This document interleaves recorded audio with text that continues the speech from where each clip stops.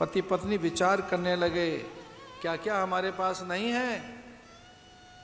तो दोनों ने विचार किया पूरी धरती का शासन हमारे पास है, देव हमारे अधीन रहते हैं, हम एक आवाज लगाएं नारद और सनकादिक हमारे यहाँ आ जाते हैं, बस कुछ कहना ही तो है। देवगुरु बृहस्पति हमारे द्वार पर। मनु शत्रुपा ऐसे थे, जब मनु शत्रुपा एक बार आह्वान करते कि बहुत दिन हो गए गुरुदेव के दर्शन नहीं हुए, तत्क्षण द्वार पर उनके नारद सनकादिक देवगुरु बृहस्पति। जब वो कभी कभी ऐसा कहते थे बहुत दिन हो गए हमारी कुटिया में कोई आया नहीं, बहुत दिन से इंद्र नहीं दिखाई दिया, उसी समय इंद्र सची, उसी समय यम वरुण और कुबेर पूरी धरती के और पूरे ब्रह्मांड के शासक द्वार पर धनाध्यक्ष, जब वो ऐसा विचार करते कि बहुत दिन से हमारी कुटिया रेती और सूनी है, कोई नाच कूद नहीं हुआ, कोई आया नहीं, अप्सराएं आ जाती हैं, संकल्प सिद्ध। तो पति पत्नी ने विचार किया कि जब हम विचार करते हैं तो हमारे द्वार पर ब्रह्मा आ जाते हैं, महादेव आ जाते हैं, तो अब नया विचार क्या करना चाहिए, क्या ऐसा करें जो हम नहीं कर सके, हमसे ऊंची कोई चीज क्या हो।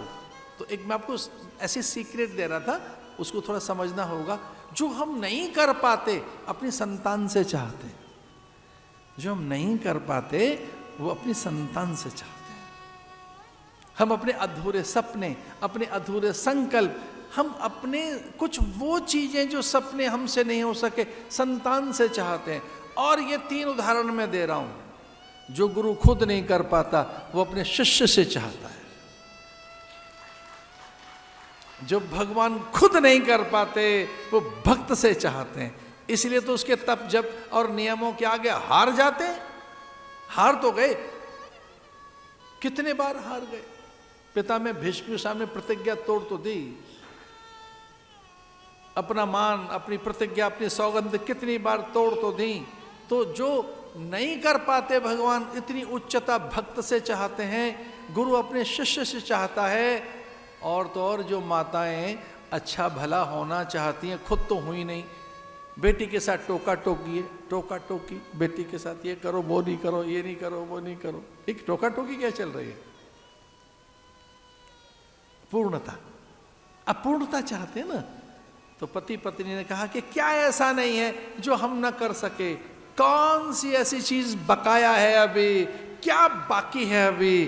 तो पति पत्नी ने ऐसे कैलकुलेट किया और कहने लगे हमसे ऊंचा कोई चरित्र, हमसे भी ऊंचा कोई बहुत बड़ा शील संयम सदाचार, हमसे भी बड़ा कोई औदार्य, हमसे भी बड़ी कोई मर्यादाएं पालन करने वाला कोई बेटा चाहिए। यद्यपि पुत्र की कामना थी नहीं, यद्यपि संतान चाहिए नहीं थी, वो तो साधु बनकर निकल गए थे जंगलों में, जंगलों में चले गए। पति पत्नी गृहस्थ के बाद वानप्रस्थ ले लिया, और वानप्रस्थ कब लिया, जब पूरी धरती के वो राजा थे। एक सही समय पर एग्जिट हो जाओ, टाइमली एग्जिट हो जाइए। नहीं एग्जिट होंगे, नहीं निकलोगे घर से तो बच्चे निकाल के बाहर कर देंगे आपको, पुश कर निकालेंगे तो नहीं, पर हरकतें ऐसी करेंगे ये कि मन करता है निकले, मन करता है निकले। नहीं निकालेंगे नहीं बच्चे आपको घर से, पर इनका आचरण ऐसा होगा, ये बातें ऐसी करेंगे, ये परिस्थितियां ऐसी पैदा कर देंगे, ऐसा कर देंगे कि आप पे बहुत तगड़ा बोझ बन जाएंगे। ये तो नहीं बनेंगे, आप इनके बोझे ढोते रहो। तो उदाहरण अभी पीछे एक साधिका आई, एक नई बात कहकर गई। उन्होंने कहा कि जब ये बात चली कि जुआ खेलेंगे, आओ जुए में दोनों बैठ गए, दुर्योधन और युधिष्ठिर। वो चाहते थे छल करके सारी संपदा इनकी छीन लेंगे। जानता भी था युधिष्ठिर कि ये जुआ आज खेला जाएगा, इस जुए में छल होगा, हमारे साथ कपट होगा। और पहला कपट यही किया उसने कि देखो मैं जुआ तो खेलूंगा, लेकिन मेरी ओर से मेरा मामा शकुनी बैठेगा, मैं नहीं बैठूंगा। जुआ तो खेलेगा, खेला जाएगा, पर मेरी ओर से मामा बैठेगा, मैं तो अपने मामा को बिठाऊंगा। और अगर ये बात युधिष्ठिर कह देते कि तू अपने मामा को बिठाएगा तो मैं भी कृष्ण को बिठाऊंगा, तो क्या होती बात? बाजी कहाँ जाती है? बाजी किस ओर चली गई होती? और ये भगवान ने कहा था। जब कुंती ने बात कही, गांधारी ने बात कही कि जब सब जानते हैं आप, तो क्या हुआ? क्या इतना बड़ा युद्ध, ये सब चीजें क्या हो गई?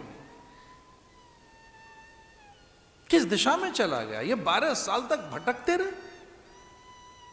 आप जानते हैं शकुनी बैठ गया, और शकुनी छल करना जानता था। ध्यान रखना, आप जैसे हैं वैसा दूसरा है कि नहीं, ये बड़ा कठिन है। युद्ध में, वाक युद्ध में, धर्म युद्ध में, नीति के युद्ध में सामने वाला कैसा है आपको हरा सकता है।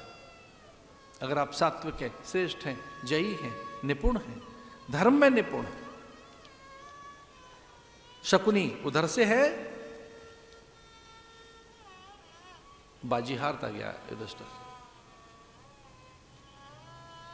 कदाचित वो ये कहता कि आप अगर बिठाएंगे शकुनी को तो मेरी ओर से कृष्ण बैठेगा, और अगर कृष्ण बैठ गए होते पांडवों की ओर से तो फिर हार नहीं थे।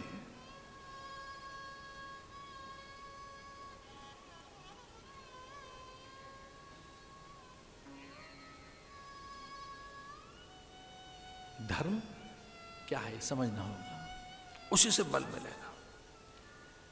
आप ये देखो कि आपके उसमें धन बढ़ रहा है कि धर्म बढ़ रहा है।